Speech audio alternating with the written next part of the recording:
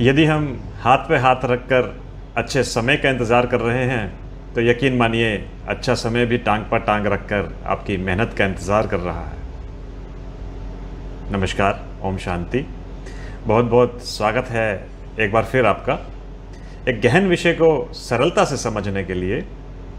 अक्सर हम देखते हैं कि हमारे जीवन में समय की ही कमी रहती है, तो समय को हम कैसे मैनेज करें, क्या महत्व है समय का, इस गहन विषय को सरलता से समझने के लिए एक बार फिर ब्रह्मा कुमारी ज्योति दीदी जी हमारे साथ हैं। ओम शांति दीदी। ओम शांति। दीदी, समय का काल चक्र का ये नियम है कि बचपन में हमारे पास समय भी है, शक्ति भी है, लेकिन पैसा नहीं है। युवा अवस्था में हमारे पास पैसा है, शक्ति है, लेकिन समय नहीं है। और वृद्धावस्था में हम देखें तो हमारे पास पैसा भी है, समय भी है, लेकिन शक्ति नहीं है।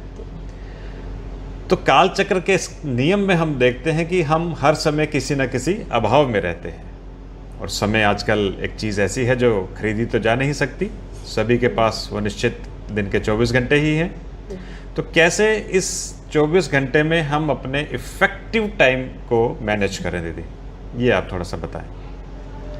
सबसे पहले तो हमें ये समझना पड़ेगा कि समय हमारे जीवन में कितना मूल्यवान है।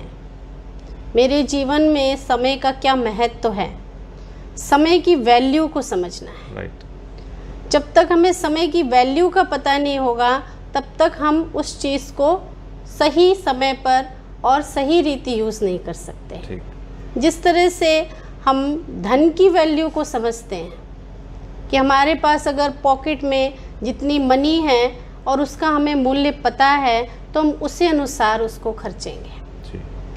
इसी तरह से इस टाइम को हमें समझना है। हमने सुना भी है कि समय एक खजाना है जी।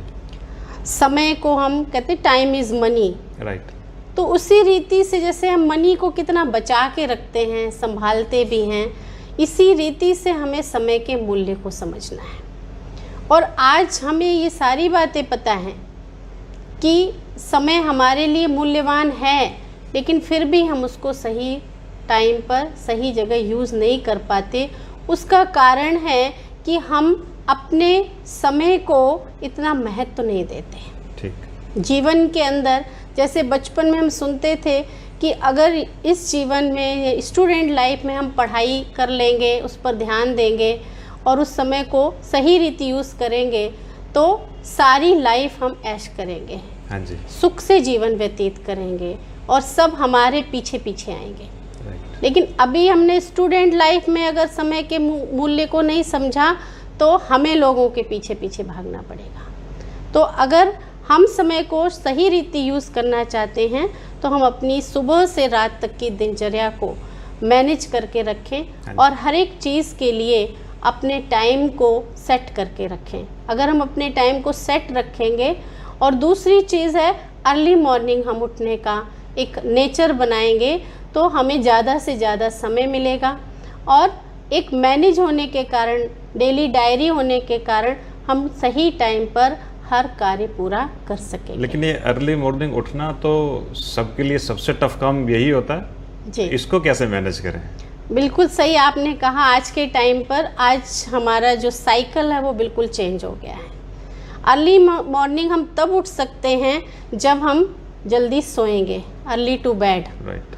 तो जब हम जल्दी सोएंगे और रात से ही अपने आप को ये इंफॉर्मेशन माइंड को दे के रखेंगे कि मुझे अर्ली मॉर्निंग उठना है और कुछ अपने मन में एक लक्ष्य बना के रखेंगे कि सुबह उठ कर के मुझे ये कार्य करना है और उस कार्य को इतना इम्पोर्टेंस हमारे उस समय में होगा तो उसके कारण हम अपने आप को जल्दी उठने के लिए तैयार कर सकते हैं।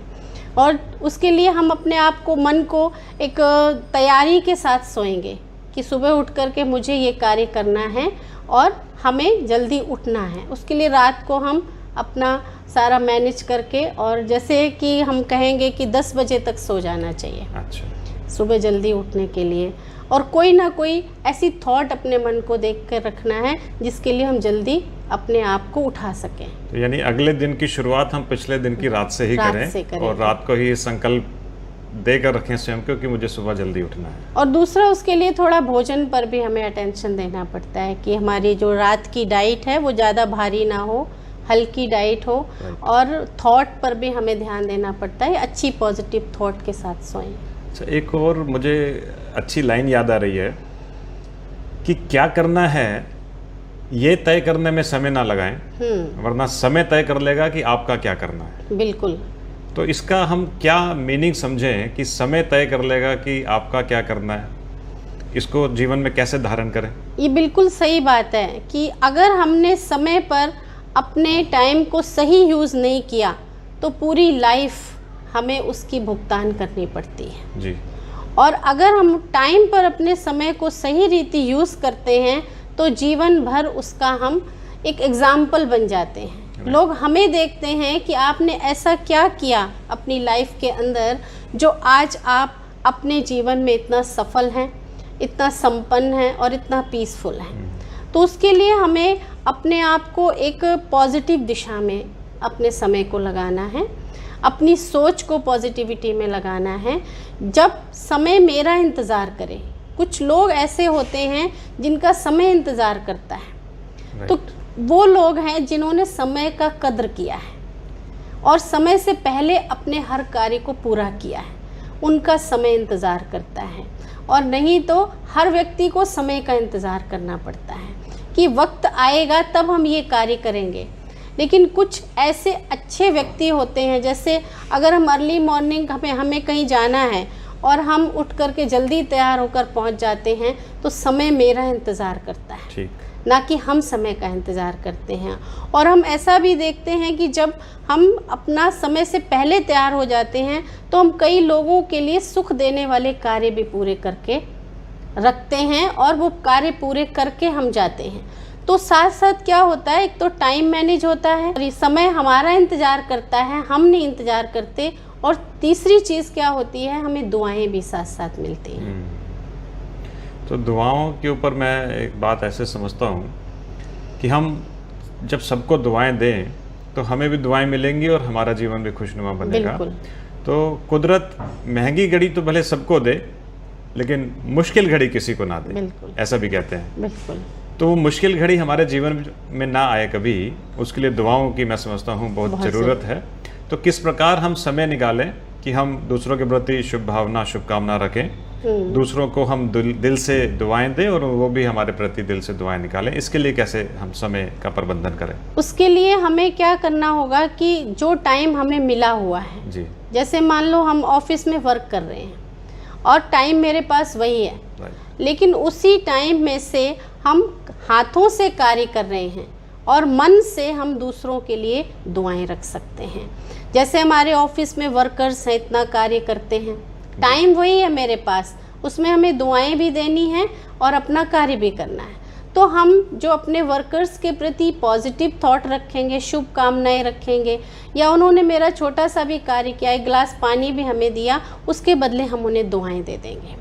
तो हम दुआ भी दे सकते हैं और टाइम को भी मैनेज कर सकते हैं। इसी तरह से हमारा बॉस है या हमसे बड़ा कोई सीनियर है या हमारे कुलीग्स हैं, तो हम उनके लिए, देखा जाए आमतौर पर हम लोग ऑफिस में एक दूसरे के लिए चर्चा तो करते हैं, लेकिन हम उस चर्चा के अंदर किसी को मूल्य नहीं देते, वैल्यूज से नहीं देखते और दुआ नहीं देते। तो हम दोनों कार्य कर सकते हैं कि हम उन्हें दुआएं भी देते रहें, उनके लिए शुभ भावनाएं भी करते रहें और सोचें कि ये बहुत अच्छे हैं, ये बहुत सहयोगी हैं, अगर ये ना होते तो ये मेरा सारा कार्य पूरा कैसे होता, क्योंकि एक कार्य एक दूसरे से जुड़ा हुआ है। तो इसलिए टाइम और दुआ, ब्लेसिंग्स, हम दोनों को मैनेज एक साथ कर सकते हैं अगर थॉट और अपने वर्क दोनों को हम पॉजिटिविटी की ओर ले जाएं तो। लेकिन हम अपनी जीवन शैली की तरफ देखें तो हम देखते हैं कि पुराने समय में घड़ी तो एक दो के पास होती थी लेकिन समय सबके पास होता था। बिल्कुल। आजकल घड़ियां सबके पास हैं लेकिन समय किसी के पास नहीं है। तो जीवन शैली का ये बदलाव, ये तेजी से बदलती हुई बढ़ती हुई दुनिया, इसमें समय का भाव तो सभी के पास है, या यूं कहें कि हम साधनों में इतने ज़्यादा बिजी हो गए हैं बिल्कुल कि हमारे पास ना खुद के लिए समय ना खुदा के लिए समय। परिवार के साथ बैठकर कभी हमने 4 पल खुशी के बिताने का समय भी मुश्किल मिलता है, जिसकी वजह से मैं समझता हूँ परिवार में भी आपस में मतभेद होते जा रहे हैं। तो कैसे हम एक वैल्यू टाइम अपने परिवार के प्रति, अपने समाज के प्रति और ऑफिस के प्रति हम निकाल के? देखिए, सबसे पहली चीज़ तो इसमें ये है कि समय तो है ही परिवर्तनशील जी। हम लोग बचपन से देखते आ रहे, हमारे बड़े या पुराने बुजुर्ग लोग कहते हैं कि समय कितना बदल गया। जी। मनुष्य वही है, लेकिन उसकी सोच में, उसके कार्यों में और उसके रहन सहन में परिवर्तन आ गया है। आज एक ही परिवार के मेंबर्स एक ही रूम में बैठे हैं, लेकिन सब मोबाइल में दूर दूर बात कर रहे हैं। ठीक बात है। अमेरिका में बात कर रहे हैं, विदेशों में बात कर रहे हैं, लेकिन सामने बैठे हुए व्यक्ति से बात करने का टाइम नहीं है। तो कहते हैं ना, मनुष्य चांद पर तो हो आया, लेकिन पड़ोसी के घर जाना मुश्किल लगता है, उसका समय नहीं है। तो कहने का मतलब यही है कि इतना परिवर्तन आ गया है, तो सबसे पहली चीज़ है कि हमें परिवर्तन को एक्सेप्ट करना है। ठीक। क्योंकि हमें शिकायत इसलिए रहती है, हम समय के परिवर्तन को स्वीकार नहीं करते।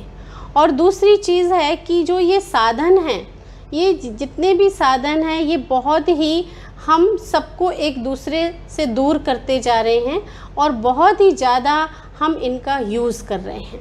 तो एक तो हम इन साधनों को जितना हमें ज़रूरत है उतना हम यूज़ करें, और दूसरा जो हमारे साथ रहने वाले हैं, पास रहने वाले हैं, उनको हम एक दूसरे को अपनापन दें, टाइम दें, और उनकी जो वैल्यूज़ हैं, उनके जो गुण हैं, उनको हम देखें कि इनके अंदर क्या गुण हैं, इनके अंदर क्या वैल्यू हैं, और उस चीज़ को हम अपने जीवन में लाएं। तो परिवार में, दूसरी चीज़ ऑफिस में जैसे कि मैंने पहले कहा कि एक दूसरे के अंदर जो कलाएं हैं जी। कि हर व्यक्ति एक देखा जाए तो अपने आप में यूनिक है, लेकिन हम उसकी उस यूनिकनेस को ना देखकर उसके अवगुण को देख लेते हैं। इसलिए हम वहाँ पर भी कहीं ना कहीं दोष देते हैं, टाइम ऐसा है, चल रहा है, लोग ऐसे होते हैं, तो इस रीति से हम दूर होते जा रहे हैं। तो इसलिए हमें उस ऑफिस के अंदर भी, समाज के अंदर भी, कहने का मतलब हमें एक नज़रिया अपना चेंज करना है, अपना एटीट्यूड चेंज करना है, और लोगों के प्रति अपनी भाव और भावनाएं चेंज करनी है। तो नज़रिया और एटीट्यूड तो कुछ ऐसा हो गया, क्योंकि आजकल ज़माना हर चीज़ इंस्टेंट का है, हमें उसी समय हर चीज़ का रिजल्ट चाहिए। बिल्कुल। जो भी हम कर्म करते हैं, इंस्टेंट हमें उसका रिजल्ट भी चाहिए। तो हमारे पास इंस्टेंट एक्सपेक्टेशंस की वजह से पेशेंस खत्म हो गया है। पेशेंस खत्म हो गया, इसलिए भी हमें लगता है कि समय का अभाव हमारी ज़िंदगी में है। तो पेशेंस को हम कैसे बढ़ाएं, कैसे हम धैर्य रखें कि हर कार्य समय पर निश्चित तौर पे होगा ही? उसके लिए हम आपको राय यही देंगे, सजेशन देंगे कि हम थोड़ा समय अपना राजयोग मेडिटेशन में लगाएं। सुबह उठ कर के हम अपने मन को एकाग्र करके उस परमात्मा की, उस गॉड की, जो कि सारी सृष्टि को समय देने वाला है। आज हमारे पास 24 घंटे हैं, लेकिन क्या 24 घंटे में से कोई ऐसा समय है जो हम परमात्मा को देते हों? तो वो समय हमें परमात्मा से बात करनी है, उसके साथ अपनी प्लानिंग करनी है। तो जब हम परमात्मा के साथ अपने मन को लगाएंगे, तो मेरा मन एक सकारात्मक चिंतन के साथ होगा, और जब हमारा मन सकारात्मक चिंतन के साथ होता है, तो बहुत सारी इच्छाएं जो ज़रूरत भी नहीं है, जिन इच्छाओं की, वो हम अपने मन में रख लेते हैं, और उसके कारण हम निराश होते रहते हैं। तो वो इच्छाएं हमारी सीमित हो जाती हैं। और दूसरी चीज़ है कि हमारे अंदर सकारात्मक चिंतन होने के कारण और गॉड से जुड़ने के कारण, राजयोग का अभ्यास जब हम अपने लाइफ में करते हैं, तो मेरी लाइफ में टाइम ही टाइम आ जाता है। हमारे पास ऐसे बहुत सारे लोग आते हैं जो पहले कहते थे टाइम नहीं है हमारे पास, लेकिन जब से उन्होंने राजयोग का अभ्यास शुरू किया, तो यहाँ आकर के भी घंटे 2 घंटे मेडिटेशन भी करते हैं, क्लास भी लेते हैं, और उसके बाद सेवा में भी अपना टाइम देते हैं। और वंडरफुल बात ये है कि अपने घर के सारे कार्य पहले से ज़्यादा अधिक अच्छी तरह से संभाल करते हैं, और बच्चों की भी पूरी परवरिश बहुत ही, जैसे कहेंगे कि सुखदायी ढंग से कर रहे हैं। तो पहले जो समय भौतिक साधनों में जाता था, बिल्कुल। अब वो आध्यात्मिक साधना में जाता है। बिल्कुल। तो बहुत सही कहा दीदी आपने, किस तरीके से हम अपने समय को मैनेज करें, किस तरीके से हम परिवार के साथ, समाज के साथ, बिजनेस में या ऑफिस में अपने टाइम को इफ़ेक्टिव यूटिलाइज करें। आपका बहुत बहुत धन्यवाद दीदी। मैं इसको एक ऐसे समाप्त करता हूँ आज के टॉपिक को कि माली प्रतिदिन पौधों को पानी देता है, लेकिन उसमें फल व फूल अपने समय पर ही आते हैं। तो इसी तरीके से हम भी जीवन में कार्य करते रहें, धैर्य रखें, समय पर उसका फल हमें ज़रूर मिलेगा। Thank you. ओम शांति। थैंक यू दीदी जी। ओम शांति। ओम शांति।